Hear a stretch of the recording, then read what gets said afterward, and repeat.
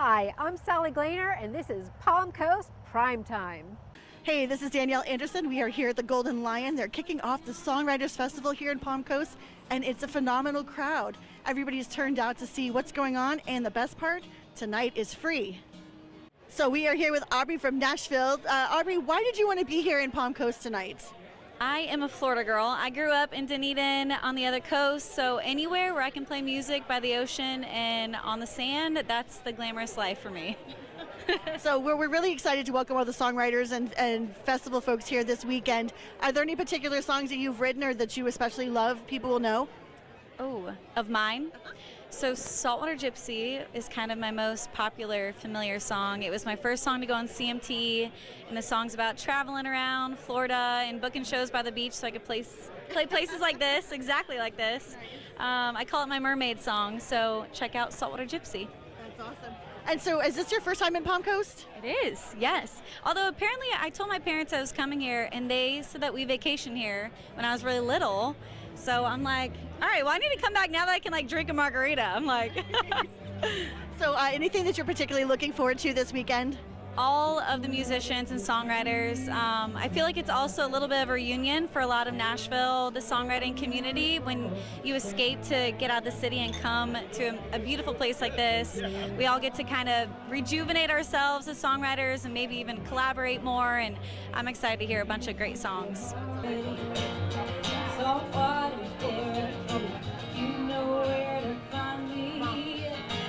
We had a great time earlier today talking to Gary Lubai, founder of the festival, and he gave us a little sneak peek about what folks are going to get to see this weekend in Palm Coast. Gary, tell us a little bit about the inception of this event. Well, the idea was kind of conceived, well, in my mind, it was conceived back in 2012 when I came back from Nashville after going to the Tin Pan South, which is probably the biggest songwriters festival in the nation, and then probably after that is Key West.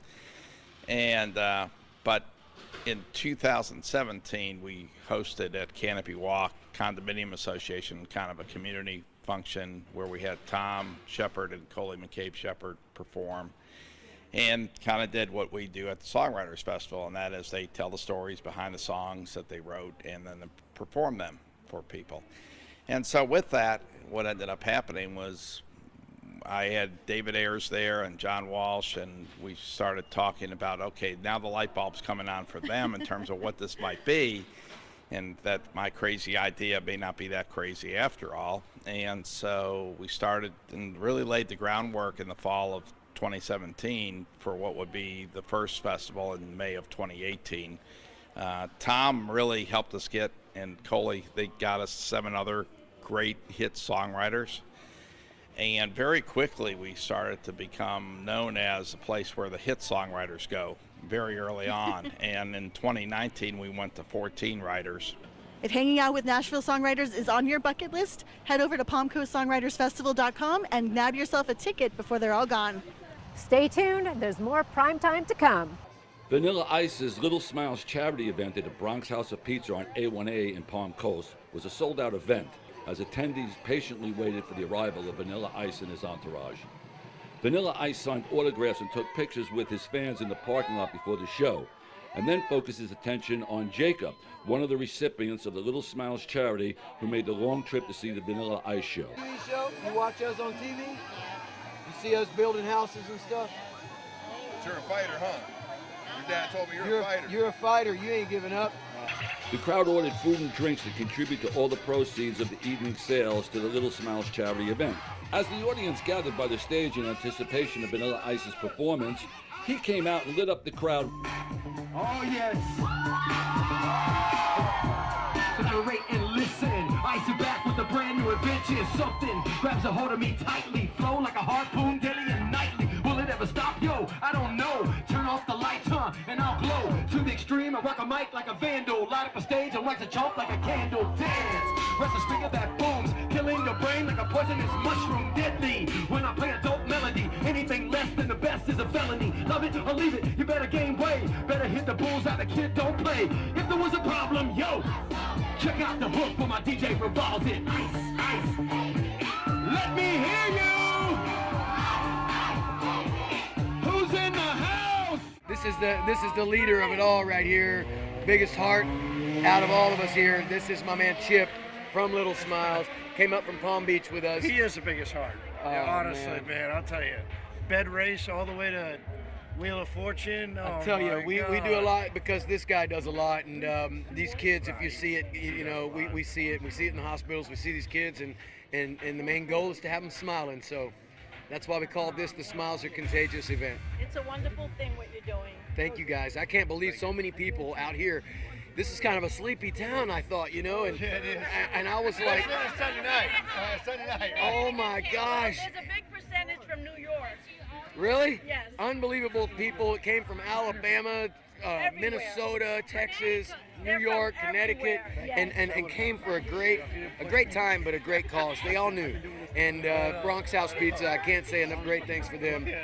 What they've done here is phenomenal, and they really made all this happen. So I'm just the soldier that was happy enough to come along and meet those guys for this to happen. So I'm honored, and I got to meet all my new neighbors here. Thank you. I love it, man. Great area. You're our neighbors now. That's right. We're from Palmcoast now. I'm up in St. Augustine, just past Marineland there. Yes. But we'll be around here all over the place. We love it. It's a beautiful place. It's our favorite city in Florida.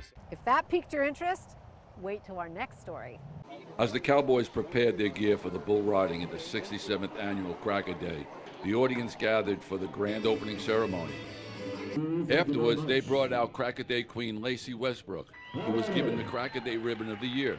They said a prayer along with the singing of the national anthem as Lacey proudly paraded the flag around the corral in honor of American pride. At the twilight's last gleaming.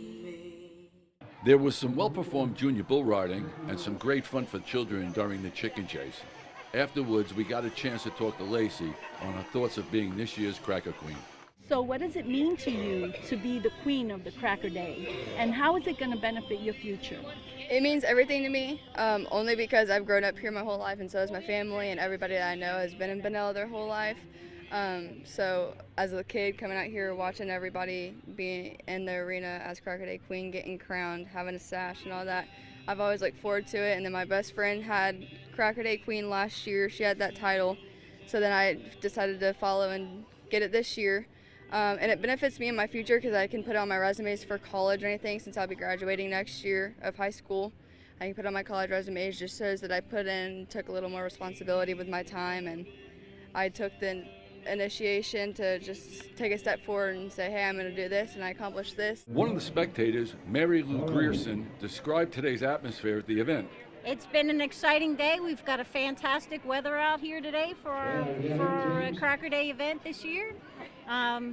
Really enjoyed the grand entry, watching the kids go in and with their drill team little thing with the little kids and the flags. That was a lot of fun, and looking forward to the bull riding and the barrel racing later on. And it's always fun watching the kids with the chicken race, and looking forward to more mutton busting and all the different things that are happening today. And then we got a chance to talk to Penny Buckles about the history of today's event. Well, the local Cattlemen's Association hosts this event every year, and they're a nonprofit group here, and they do some scholarship funds and that kind of thing. That's what their proceeds go to. And we've hosted this event for so long, and it works so well. So we have the full-blown rodeo with bull riding, bronc riding, mutton busting, and cow roping, and then of course you have the best barbecue beef in the South. My husband's family has been cooking the beef at this event for the last 45 plus years, and I've only been attending this and doing this event for about 28 years now. So, but the Cattlemen's Association are a lot of the old timers that live here, and they host this event. They've been doing this event for the entire 67 years, and they're still here. They're still here working this event even now. So you walk around, and when you see the Florida Crackers walking around with their cowboy hats on and their jeans and their belt buckles, they take a lot of pride in this event. We'll be right back in Palm Coast with more Primetime. Kicking off the third year of the $1 Million Foodathon, this year's organizers wanted to give the fundraiser a jump start with a cash infusion from the community. Flagler Broadcasting's David Ayers shares more. Hi, I'm Sally with David Ayers from the $1 Million Food Truck Foodathon. Did I get that right? No. Of course. It's a kickoff for the Flagler County $1 Million Foodathon. and it's to raise money to help our local food bank, feeding 5,500 families a month. And what we're doing here today is the $5 donation buys $25 worth of food on a 5-to-1 buying ratio. And so it's the beginning of it, and by July we hope to raise enough money to buy $1 million worth of food for the Grace Community Food Pantry. Palmcoast Mayor David Alvin challenged David Ayers to empty his wallet into the collection box as he emptied his. I have a challenge for you. I'm going to look around the crowd and find a guy that I know, and there he is. There's David Ayers, my friend who started the $1 Million Food-a-thon. And here's what I'm going to challenge. I'm going to challenge you, David Ayers, to take out your wallet. I will take out my wallet, and we're going to dump our wallets into the $1 Million Food-a-thon charity box. And now, can you... Wait. Now you have to buy me lunch. Absolutely. Hey, give what you can. Every dollar gets multiplied 5 times to feed those hungry bellies throughout the entire county of Flagler. So thank you all. If you like that story, wait till you see this one. Reservations were sent out for the preview of the newest restaurant on A1A in Palm Coast, Hammock Dunes, The Shape of Water. The guests enjoyed the courtyard water features along with some food, drinks, and entertainment. They were truly amazed by the unique features of this restaurant and found it to be very comfortable, romantic atmosphere for dinner occasions. The following day, we got a chance to sit down and talk to the owner, Brent Bruns, about his vision for his restaurant. Good afternoon, Brent. Tell me a bit about your background in the restaurant business. Well, that's probably the most unusual thing about me. I've done a lot of different things. I'm an engineer, but this is the first time I've ever even thought about building a restaurant, the first time I will have managed a restaurant. But I have one thing that a lot of people don't have, and that's failure is not an option, which is on my door that's upstairs. So when somebody comes here, my ideal of this restaurant is to have the best food, the best service, and the best atmosphere. When a person goes home, they said, honey, that was the best experience of my life. We're going to do a French-American cuisine. That allows us to use an awful lot of American dishes, but they originated in France. One of those dishes might be steak au poivre, or a Chateaubriand, or a beef Wellington. The Shape of Water, the whole idea about it is how many ways can I make water do something in a romantic, sweetheart setting so that when you go home, they say, again, that was the greatest experience I've ever had in an atmosphere that probably has never been created except maybe in Disney World.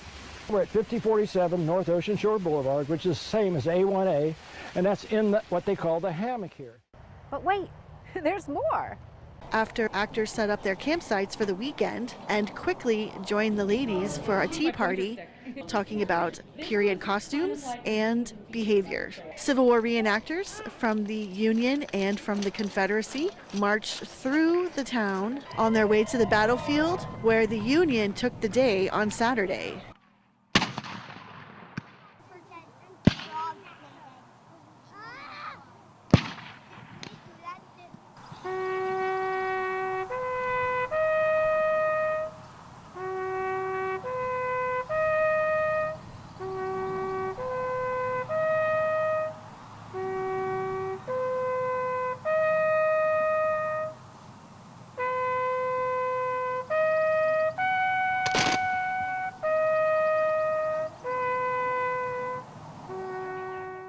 Reenactors took time to relax before heading into the Caldwell Dairy Barn, where they engaged in dancing and a ball. When you get on home, reel the set. Right over to your partner.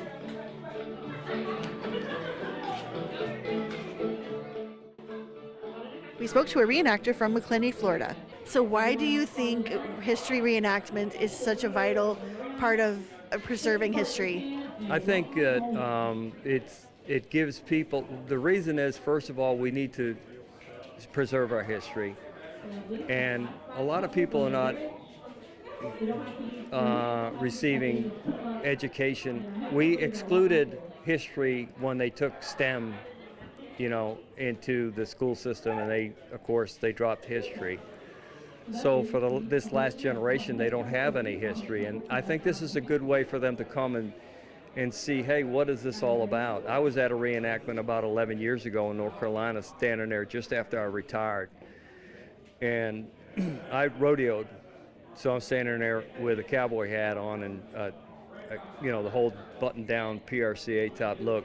And one of the reenactors rode up to me and says, hey, you know anything about horses? So I told him, hey, yeah, I used to ride rough stock, I rodeoed, I did this, I trained police horses. So he gave me a horse and a uniform, and that was it for me. But while I was standing there, there were some teenage young people, 12, 13, they were asking their daddy, who are the guys in the gray and who are the guys in the blue? And I was floored by that. And he said, well, he started to explain to them, these are Confederates, and they were like, what's that mean? And we're in the South. So they were like, they didn't know anything about it. And then I went on to reenact, and one of the high schools asked me to come in, I don't want to say who, and they asked me to give a lecture. So I went in and I wore a uniform, and then I played an instrumental of Dixie, and I said, I thought it was a joke, I said, can anybody name that tune? And they looked around and they said, it sounds familiar, but they didn't know what it was. So I started to ask them questions like, when was the Revolutionary War? They didn't know. They didn't know who we fought in the Revolutionary War, and the teachers were kind of ducking and hiding, and it wasn't anybody's fault, but they don't teach it. Hi, I'm Sally with Palmcoastnow, and we're back at the Flagler Humane Society visiting a couple star residents. And right now we've got Wheelie and Linda. Linda, tell us about Wheelie. Okay, Wheelie is about 2 years old. She's a terrier mix. She weighs only 40 pounds, so she's a medium-sized dog, easy to bring home. She's one of my favorite dogs to walk. Coming in with Xena with a Z, correct? Yes. Although she's a warrior princess in her own regard, huh? She is. Xena's 1 year old, and she's a black mouth cur mix. She is just a wonderful puppy. Her breed actually comes from the southern United States. The Europeans brought the black mouth cur into southern Mississippi for gaming purposes, large and small dogs. So she's super active, and she needs a lot of exercise. Oh, yeah. So looking for a family that loves to take long walks, spend time, take her to the dog park, fenced-in backyard. But she is a wonderful, and she's really good with other dogs and with children. That's great. Well, she's been super sweet this whole time that we've been visiting. Hi, Xena. Yes, little warrior princess. Yeah, she doesn't look like a hunter to me. And now all these guys are up for adoption, or how can they get in touch? They're up for adoption, so you can go to our website. You can come and visit us here at 1 Shelter Drive off of US 1, or you can give us a call and hit number 2 for adoptions at 386-445-1814. Awesome. Well, thank you so much, and we look forward to hearing how their happy homes go from here. Great. Thanks for all you do here. And again, if volunteer opportunities are available, as well as lots of pets, not just these 3. I see some guinea pigs and bunnies, and we've got lots of kitties too. Thanks for visiting us here at Palmcoastnow. If you thought that was fun, wait till the next one. Hi, I'm Penelope Anderson here with Flagler News Weekly and Palmcoastnow at the 16th Annual Turtle Festival in Flagler Beach. Come with us as we talk to the people and vendors during this beautiful day. How has this event been for you today? It's been awesome. They are having so much fun, and it's so nice to be outside and seeing everybody having fun too. Yeah. Is this the first time you've been here, or have you come in the past? We've been in the past, but it's been probably a year since the last one. We skipped last year, so this time it's a lot of fun. Okay, and then has there been something like they've really enjoyed? I know she said the turtles, but is there anything else, or is it just that? The turtles, #1. Kona Ice, probably #2. Yeah, yeah, for sure. And then otherwise, just walking around and seeing all the vendors and everybody having fun. What's your favorite thing about this event? That you say you come every year, so what's like the one thing that really sticks out to you? Community, the community that we all pull together, and you see a lot of people, friendly faces that you know and you love, but a lot of people that you don't know, but that stray napkin goes running across the yard and someone's going to pick it up. So just a community of Flagler Beach and everyone pulling together. We spoke to one of Flagler County's most famous turtle advocates, Lori Ottline, who shared why this event was so special. Her passion for turtles is unparalleled. So tell me what this event is about here. This is our Turtle Fest. It's the 16th year that we've had Turtle Fest. It's our main fundraiser for our Sea Turtle Patrol. So we monitor the beach every day, all summer long for sea turtle activity. And so this is how we kind of make our money for our t-shirts and our gas for the vehicles, and all of our equipment. All right. I heard something that there's going to be a sea turtle release. Do you want to talk about that? Tell me when that's happening. Yep. We'll be releasing Snow. She was what we call stranded. She was stranded when she came up on the beach in St. Johns County. I believe it was like in January. Anyway, she came up and she was real skinny, emaciated, bad shape, like 39 pounds or so. So she went to the Marine Science Center in Ponce Inlet, and she already weighs 90 pounds now, and we'll be releasing her at 3:30. So how has this turnout been for you? Has there been a lot of interest here for the state parks, the people wanting to come in and volunteer and help out at all? The Turtle Fest is one of our most favorite events to participate in. It is a great avenue for people to learn about the state park. People that are visiting us are staying at the state park already, so it gives them a chance to put faces with those that work at the state park. And yes, I do get a lot of volunteers, people interested in volunteering, so it's a great event for us to be at. So how has the turnout been for you today? It's really good. Yeah, I'm really excited. Beautiful view, nice wind. It's really cool. Is this the first time you've ever been to this event, or have you been in the past? I've been here a couple times, but it's the first time I've had my artwork at the event. Okay, and how do you think everyone's responding to it? I saw that people were buying stuff before and stuff, so is that how it's been so far? Yeah, I've got a couple commission pieces too off of it, so it's really good for me. All right, awesome. And do you think you're going to come back next year? Is this something you're definitely going to start doing in the future? 100%. This is Penelope Anderson from Flagler Beach, reporting for Flagler News Weekly and Palmcoastnow. Thanks for joining us. We'll see you next time for Prime Time here in Palm Coast.